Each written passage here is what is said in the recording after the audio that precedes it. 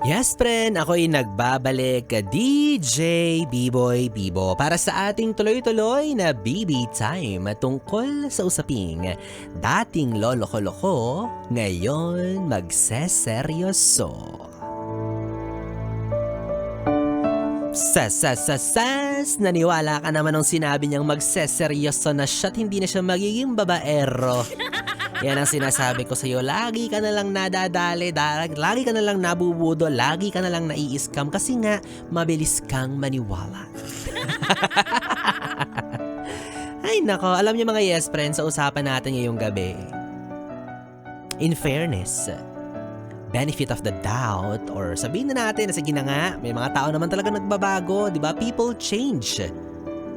Na maaaring manloloko siya ngayon, pero nakahanap siya ng makakatabat niya na makakapagpabago ng pananaw niya pagdating sa pakikipagrelasyon. Pwede ba yun? Siguro, di ba? Maaari. Well, ako, personally, may mga kakilala din naman talaga akong ganyan na ang kwento ng buhay nila, oh, dati marami akong chika bebe. Oh, dati kaliwat kanan ng aking mga lalaki. Pero ngayon, nung nakilala ko si ganito ganyan, nagbago na ang buhay ko. Naging seryoso na ako. Nagmamahal na ako ng totoo. Pwede naman pala. Kaya ikaw na nakikinig ngayon, huwag kang sumuko, may pag-asa ka pa. Oo, kung feeling mo manloloko ka, feeling mo laro-laro lang sa'yo ang pag-ibig, baka para sa'yo ang usapan na to. 'Di ba? Ang usapan natin ngayong gabi na talaga namang magsasabi sa atin na ang pag-ibig ay sadyang misteryoso. Ang pag-ibig ay sadyang makapagpabago. Tunay nga na ang pag-ibig ay makapangyarihan. 'Di ba? Akalain mo 'yun? Kaya nitong baguhin yung perspektibo ng isang tao na dating lolo-loko. Isang tao na dati hindi alam kung paano magseryoso. Isang tao na dati madalas nakakadurog ng puso. Kumbaga dating lasenggo, ngayon labandero. Ginawang labandero ng misis kasi natakot na siya na nagkaroon na siya ng pamilya. Oo, kaya yung angas niya wala na, natiklop na sa misis niya. At kagandahan naman dito, 'di ba? Ito yung sinasabi natin na merong magandang dulot or positibong epekto ang pagmamahal sa atin. Kung noon parang, 'di ba? Siraulo ka. Ngayon, marunong ka ng sumunod, may kinatatakutan ka na. For some, maybe it's funny, di ba? Na, under ka ng misis mo. Ay, takot ka pala sa asawa mo eh. Ay, under the saya ka pala eh. Eh, di ba dati maangas ka? Siga ka? Bakit ngayon ganyan ka na, takot sa asawa? Well, ano naman kung takot ka sa asawa? Eh, mahal mo siya eh. Kanino ka ba mas dapat matakot? Sa barkada? Sa tropa? Nasaan ba yung loyalty mo? Nasa ibang tao? Siyempre nasa asawa mo kasi nga, meaning, nagmamahal ka ng totoo. Nagmamahal ka ng seryoso. Kaya baliwala sa'yo kahit maapakan yung ego at pride mo for as long as you're doing something good for that person you love. Diba? Walang masama doon. Eh ano ngayon kung pinaglalaba ka? Normal lang naman na maglaba, diba? Kesa naman nasa inuman ka. At least, pag naglaba ka, masaya ang asawa. Kesa naman nasa inuman ka, masaya lang ang tropa. Pag uwi mo sa asawa, wala na. Lantutay na. Diba? Again, ito yung magandang dulot sa atin ng pagmamahal. Na kapag sineryoso natin ang pag-ibig, maganda talaga yung nagagawa nito sa atin. Diba? Kasi yun naman talaga ang purpose ng love. Para maging maganda yung buhay mo, maging magaan yung pananaw mo, maging masaya ka, maging maaliwalas ang lahat. Yun ang pag-ibig. Yun yung purpose niya. Nagkakaroon lang naman ng lamat yan kapag mayroong nagloloko, kapag mayroong hindi marunong makontento,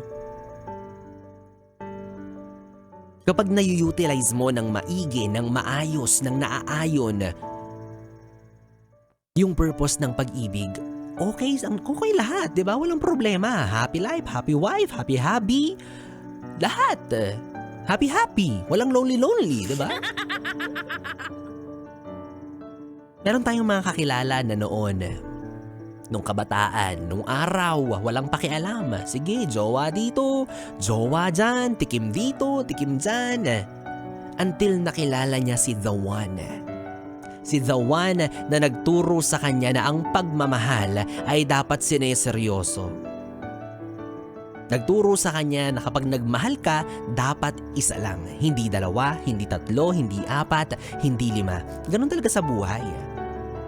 Kahit sa pagmamahal, there will be that one person na ipapadala sa'yo, ipapakilala sa'yo kahit hindi siya manatili sa buhay mo. Tuturuan ka ng leksyon, babaguhin yung perspektibo sa buhay mo na noon ay hindi naaayon sa pagiging makatao, di ba? Ganun lang naman yun. Dati wala kang pakialam kasi hodang makapagpaiyak ka, makapagpaluha ka, makadurog ka ng puso ng iba. Dedma. Pero darating at darating sa punto na makakahanap ka ng katapat mo't na magsasabi sa iyo ng, "Hoy, ganito ang totoong pagmamahal. Ipaparamdam ko sa iyo kung paano magseryoso. Kung ano talaga ang totoong nararamdaman ng puso kapag nagmahal ka ng todo." 'Di ba? Maaaring hindi siya manatili forever sa buhay mo pero at least tinuruan kanya ng leksyon. Kahit dumaan lang siya, mag-iiwan siya ng marka, mag-iiwan siya ng lamat sa'yo, mag-iiwan siya ng aral kung paano nga ba ang magmahal. Na kahit maghiwalay kayo, di ba? Kahit na magkalimutan na kayong dalawa, yet baon mo sa puso't isip mo yung iniwan niyang aral sa'yo at ganoon naman talaga dapat yun. Dapat nga hindi na natin pinag-uusapan to di ba? Bare minimum.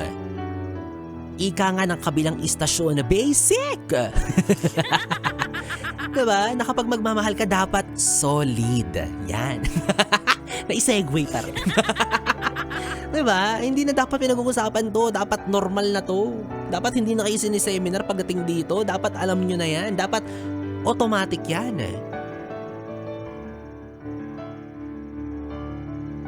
Dapat ito na yung bare minimum when it comes to love. Hindi na natin dapat itinuturo to na kapag nagmahal ka, 'di ba? Dapat 101.1% ibibigay mo yung best mo.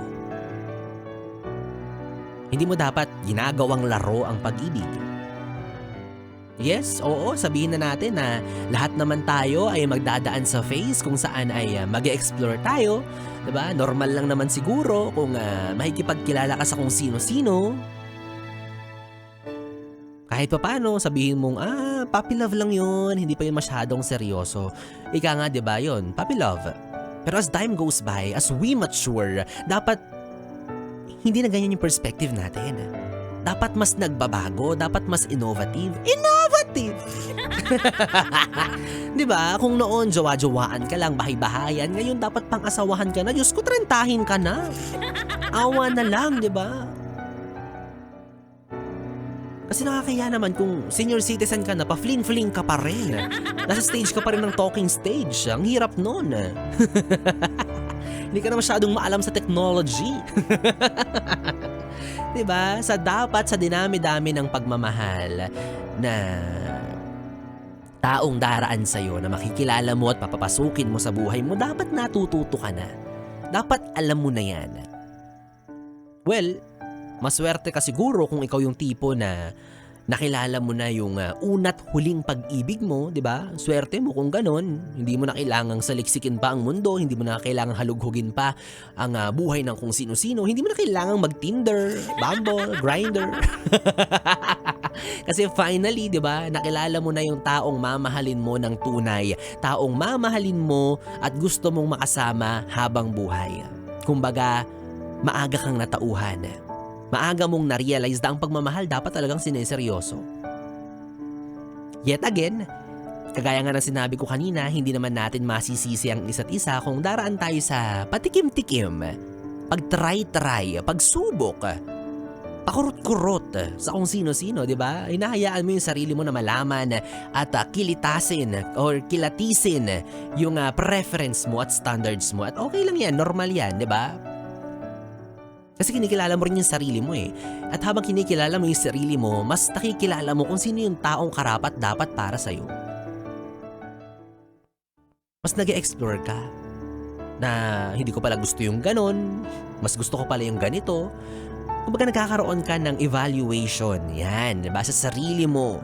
Na-assess mo kung ano talaga yung gusto mo and it's okay. Normal lang yun. But the thing is, hindi natin kailangan laging dumaan sa ganon. As early as now, kung kaya naman, kung naririnig mo to, natutuhan mo na agad, seryosohin mo na ang pagmamahal. Kung makikipagrelasyon ka or papasok ka sa buhay ng ibang tao, sana yung seryoso, sana yung totoo, sana yung alam mong na-visualize mo yung sarili mo na makakasama ko habang buhay tong taong to. Hindi yung syota ako lang to, short time kung tawagin. Hindi kami magtatagal nito, kumbaga temporary lang to, pangtapal, panawid gutom, panlaman tiyan, ganyan. Hindi dapat ganon. Kasi kawawa naman yung mga taong gusto lang ng seryosong pag-ibig at pagmamahalan.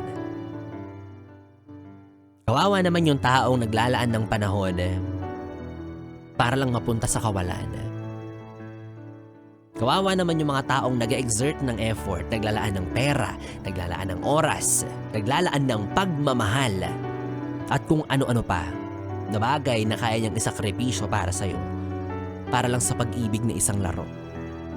Come on, ilang taon na tayo, di ba? 2026 na. Kapag magjojowa tayo, dapat seryosohan na. Yun yung bottom line ng ating usapan, di ba?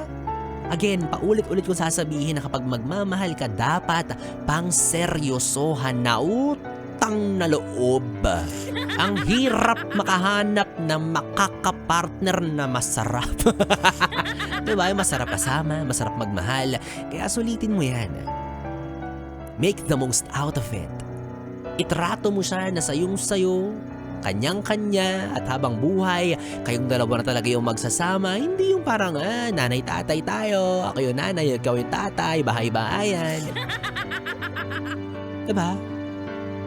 Kaya ikaw kung mahanap mo man yung taong para sa'yo, yung talagang sasabihin mo na shucks, eto na. Sige na, talagang magseseryoso na ako. Ito na to. Kapag namulatan ka na sa katotohanan, kapag tuluyan ka ng natauhan, ang hiling ko lang, sana itrato ka rin niyang seryoso. Sana hindi niya iparanas sa'yo yung mga minsang ipinaranas mo sa ibang tao. Pag-ibig na laro. Sana, di ba? We're hoping for the best. Alam kong gumagalaw ang karma, pero this time sana wag muna, di ba? Kung talagang nagmamahal ka na talaga, kung yan na talaga yung makakatapat mo, di sana kayo na hanggang sa dulo. Kasi kung hindi, deserve. Charot. Deserve mo yan. Laro-laro ka noon. Pagdusahan mo ngayon. Diba? Kaya again, yes, pero huwag niyong kalilimutan, ang sarap-sarap umibig, ang sarap-sarap magmahal, ang sarap-sarap ipagkaloob ang buo mong puso, ang buo mong pagmamahal, ang buo mong panahon para sa tao at sa isang relasyon na talagang, diba, alam mo magtatagal panghabang panahon, habang buhay, hanggang mamatay, hanggang sa hukay. Yun yung pinag-uusapan natin na isang araw, diba? Yung makakasama mo hanggang sa tumanda. Yung makakasama mo na magbunutan ng uban. Yung makakasama mo na pumila sa mga pila ng pensyon, ng senior citizen, ng kung anuman. Kaya huwag mong sayangin yung opportunity na makapagmahal ka. Dahil again, gaya lang lagi kong sinasabi din sa inyo, ang pagmamahal po ay isang biyayang hindi nauubos. Laging nararamdaman, laging ipinagkakaloob, pero dapat hindi natin sinasayang. Maraming tao ang gusto magmahal ng seryoso. Maraming tao ang ayaw ng laro-laro, takot ng masaktan. Kaya again, humanap ka ng taong mamahalin ka ng totoo, lubos, may mabuting puso, mabait, tama na dun sa mga kabit-kabit, di ba? Lagot ka, galit na si B-Boy. Charot lang. Ako magagalit, pakialam ka naman sa love life. Charot. Naman, Ay nako, sa 3 oras na BB Time po, yes, pre ng ating pinagsamahan ngayong Tuesday evening. Nakapili niyo po ang BB niyo sa radyo, ang DJ na mabilis bumayo, ang dila sa mikropono. Ako po si DJ B-Boy. B-Boy Bibo, magkasama't magkarinigan tayong muli bukas sa parehong oras dito lang sa istasyong No Problem, ang 101.1. Yes, FM. Solid. Oras natin, 11:45. Good night, BB.